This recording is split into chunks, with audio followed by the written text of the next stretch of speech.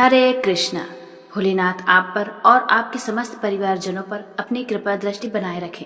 तो चलिए भक्तजन, आज श्रवण करते हैं सावन के लास्ट सोमवार के व्रत कथा को। एक बार किसी एक नगर में एक साहूकार था। उसके घर में धन की कोई कमी नहीं थी, लेकिन कोई संतान न होने के कारण वह बहुत दुखी था। संतान प्राप्ति के लिए वह हर सोमवार को व्रत रखता था और पूरी श्रद्धा के साथ शिव मंदिर जाकर भगवान शिव और माता पार्वती की विधि विधान से पूजा किया करता था। उसकी भक्ति देखकर एक दिन माता पार्वती प्रसन्न होकर भगवान शिव से बोलने लगी, हे नाथ, आप इस साहूकार की मनोकामना पूर्ण क्यों नहीं कर देते? माता पार्वती के आग्रह पर शिव जी ने साहूकार को पुत्र प्राप्ति का वरदान तो दे दिया, लेकिन उन्होंने बताया कि यह बालक 12 वर्ष तक ही जीवित रहेगा। माता पार्वती और भगवान शिव की बातचीत को साहूकार सुन रहा था, इसलिए उसे ना तो इस बात की खुशी थी और ना ही दुख। वह पहले की भांति शिव जी की पूजा करता रहा। कुछ समय के बाद साहूकार की पत्नी ने एक पुत्र को जन्म दिया। जब वह बालक 11 वर्ष का हुआ तो उसे पढ़ने के लिए काशी भेज दिया गया। साहूकार ने पुत्र के मामा को बुलाकर उसे बहुत सारा धन देते हुए कहा कि तुम इस बालक को काशी विद्या प्राप्ति के लिए ले जाओ। तुम लोग रास्ते में यज्ञ कराते जाना और ब्राह्मणों को भोजन दक्षिणा देते हुए जाना। दोनों मामा भांजे इसी तरह यज्ञ कराते और ब्राह्मणों को दान दक्षिणा देते काशी नगरी निकल पड़े। इस दौरान रात में एक नगर पड़ा, जहां नगर के राजा की कन्या का विवाह था, लेकिन जिस राजकुमार से उसका विवाह होने वाला था वह एक आंख से काना था। राजकुमार के पिता ने अपने पुत्र के काना होने की बात को छुपाने के लिए सोचा, क्यों न उसने साहूकार के पुत्र को दूल्हा बनाकर राजकुमारी से विवाह करा दूं। विवाह के बाद इसको धन देकर विदा कर दूंगा और राजकुमारी को अपने नगर ले जाऊंगा। लड़के को दूल्हे के वस्त्र पहनाकर राजकुमारी से विवाह करा दिया।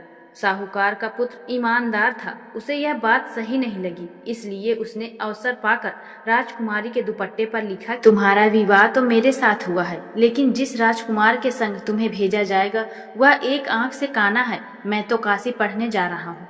जब राजकुमारी ने चुन्नी पर लिखी बातें पढ़ी तो उसने अपने माता पिता को यह बात बताई। राजा ने अपनी पुत्री को विदा नहीं किया, फिर बारात वापस चली गई। दूसरी ओर साहूकार का लड़का और उसका मामा काशी पहुंचे और वहां जाकर उन्होंने यज्ञ किया। जिस दिन लड़का 12 साल का हुआ उस दिन भी यज्ञ का आयोजन था। लड़के ने अपने मामा से कहा कि मेरी तबीयत कुछ ठीक नहीं है मामा। मामा ने फिर कहा कि तुम अंदर जाकर आराम कर लो। शिव जी के वरदान अनुसार कुछ ही देर में उस बालक के प्राण निकल गए। मृत भांजे को देख उसके मामा ने विलाप करना शुरू किया। संयोग बस उसी समय शिव जी और माता पार्वती उधर से जा रहे थे। पार्वती माता ने भोलेनाथ से कहा कि स्वामी, मुझे इसके रोने के स्वर सहन नहीं हो रहा, आप इस व्यक्ति के कष्ट को अवश्य दूर करें। जब शिव जी मृत बालक के समीप गए तो वह बोले कि यह वही बालक है जो साहूकार का पुत्र है, जिसे मैंने 12 वर्ष की आयु का वरदान दिया था।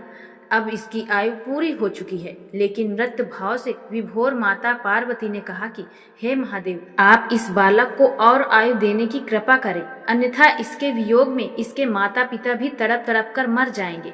माता पार्वती के पुनः आग्रह पर भगवान शिव ने उस लड़के को जीवित होने का वरदान दिया। शिव जी की कृपा से वह लड़का जीवित हो गया। शिक्षा पूरी करके लड़का मामा के साथ अपने नगर की ओर वापस चल दिया। दोनों चलते हुए उसी नगर में पहुंचे जहां उसका विवाह हुआ था। उस नगर में भी उन्होंने यज्ञ का आयोजन किया। उस लड़के के ससुर ने उसे पहचान लिया और महल में ले जाकर उसकी खातिरदारी की और अपनी पुत्री को विदा किया। इधर साहूकार और उसकी पत्नी भूखे प्यासे रहकर बेटे की प्रतीक्षा कर रहे थे। उन्होंने प्रण रखा था कि यदि उन्हें अपने बेटे की मृत्यु का समाचार मिला तो वह भी प्राण त्याग देंगे, परंतु अपने बेटे के जीवित होने का समाचार पाकर वह बेहद प्रसन्न हुए। उसी रात भगवान शिव ने साहूकार के स्वप्न में आकर कहा, हे श्रेष्ठी, मैंने तेरे सोमवार के व्रत करने से और व्रत कथा सुनने से प्रसन्न होकर तेरे पुत्र को लंबी आयु प्रदान की है। इस प्रकार जो कोई सोमवार व्रत कथा का श्रवण करता है या सुनाता या पढ़ता है, उसके सभी दुख दूर होते हैं और सभी मनोकामनाएं पूर्ण होती हैं। तो प्रिय भक्तजन, आगे हम सुनेंगे भगवान भोलेनाथ की आरती। तो अगर आपको यह वीडियो कथा अच्छी लग रही हो तो वीडियो के कमेंट में हर हर महादेव अवश्य लिखें और मेरी प्यारी माताएं बहनों, अपना आशीर्वाद मुझ पर बनाए रखें। चैनल को सब्सक्राइब अवश्य करें।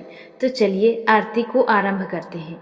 ओम जय शिव ओमकारा, स्वामी हर शिव ओमकारा, ब्रह्मा विष्णु सदा शिव अर्धांगी धारा, एकानन चतुरानन पंचानन राजे, हंसानन गरुड़ासन वृषवाहन साजे। ओम जय शिव ओमकारा, दो भुज चार चतुर्भुज दस भुज अति सोहे, तीनों रूप निरखता त्रिभुवन जग मोहे। ओम जय शिव ओमकारा, अक्षय माला वन माला रुड माला धारी,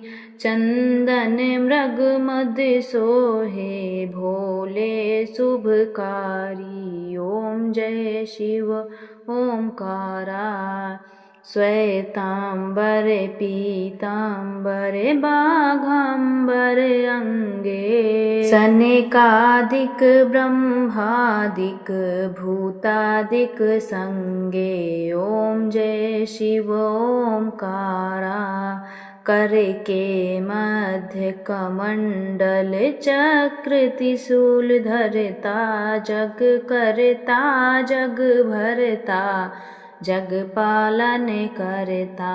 ओम जय शिव ओमकारा, ब्रह्मा विष्णु सदा शिव जानत अविवेका, प्रणवाक्षर के मध्य ये तीनों एका। ओम जय शिव ओमकारा, त्रिगुण स्वामी जी की आरती जो कोई नर गावे, कहत शिवानंद स्वामी मन वांछित फल पावे।